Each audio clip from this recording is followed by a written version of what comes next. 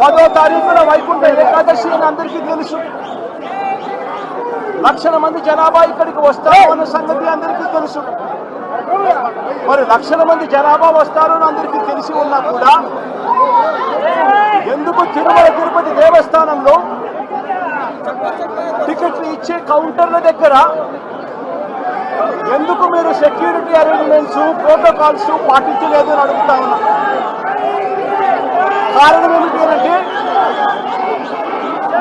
ఇక్కడ ఉన్న టీటీడీ అధికారుల దగ్గర నుంచి, టీటీడీ చైర్మన్ దగ్గర నుంచి, ఎస్పీ దగ్గర నుంచి కలెక్టర్ దగ్గర వరకు అందరూ కూడా దీంట్లో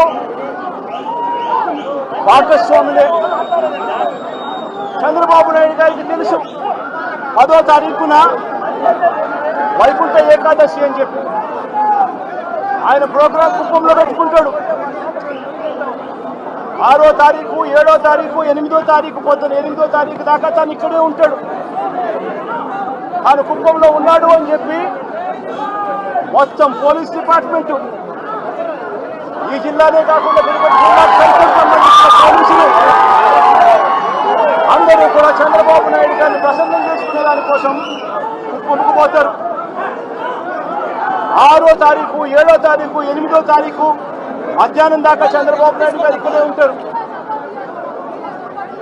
చంద్రబాబు నాయుడు గారు మధ్యాహ్నం 8వ తారీఖు మధ్యాహ్నం తారీఖు నుంచి బయలుదేరిపోతాడు. 8వ తారీఖు రాత్రి 8:30 గంటలకు టికెట్లు ఇచ్చే కార్యక్రమం జరిగేటప్పుడు ఈ ఘటన జరుగుతుంది. నిజంగా పోలీసులందరూ కూడా చేయాల్సింది ఏమిటి?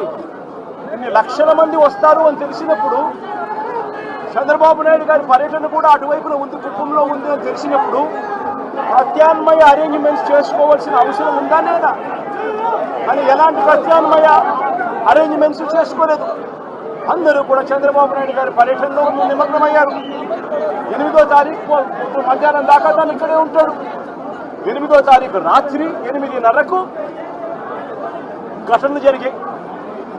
ఎందుకు ఈ ఘటనలు జరిగాయి అంటే ప్రోటోకాల్ ఎక్కడా కూడా లేదు.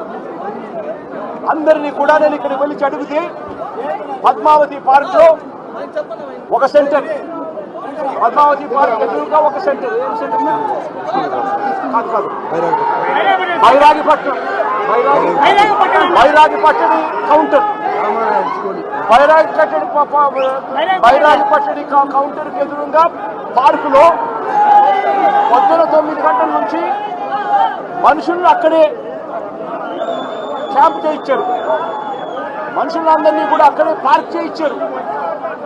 8:30కు రాత్రి పార్క్ గేట్లు తెరిచారు. కౌంటర్ లైన్లో నిలబడండి అని చెప్పి గేట్లు తెరిచారు. వెంటనే అందరూ పరిగెత్తుకుంటూ పోవడం, తోపిసలాట జరిగింది. చీకటిలో ఆ పార్కులో పెట్టిన వాళ్ళకి ఏదైనా ఇచ్చారా? కొన్ని మిగిలిన కౌంటర్లలో పెట్టిన వాళ్ళకి ఏమైనా ఇచ్చారా? వాళ్ళను ఎందుకు మొట్టమొదటి గంట నుంచి వాళ్ళు అక్కడికి చేరుకునేప్పటి నుంచి వాళ్ళ లైన్లలో ఎందుకు పెట్టలేదు? ఎందుకు అక్కడ సఫిషియెంట్ పోలీస్ ఫోర్స్ ఇవ్వలేదు? అక్కడ ఉన్న వాళ్ళ లైన్లో మొదటి నుంచి పెట్టడం మొదలుపెట్టి ఉంటే, అన్ని సెంటర్లలో కూడా పెట్టి ఉంటే ఈ ఘటన జరిగి ఉండేది కాదు. ఎక్కడా కూడా అలా చేయాల.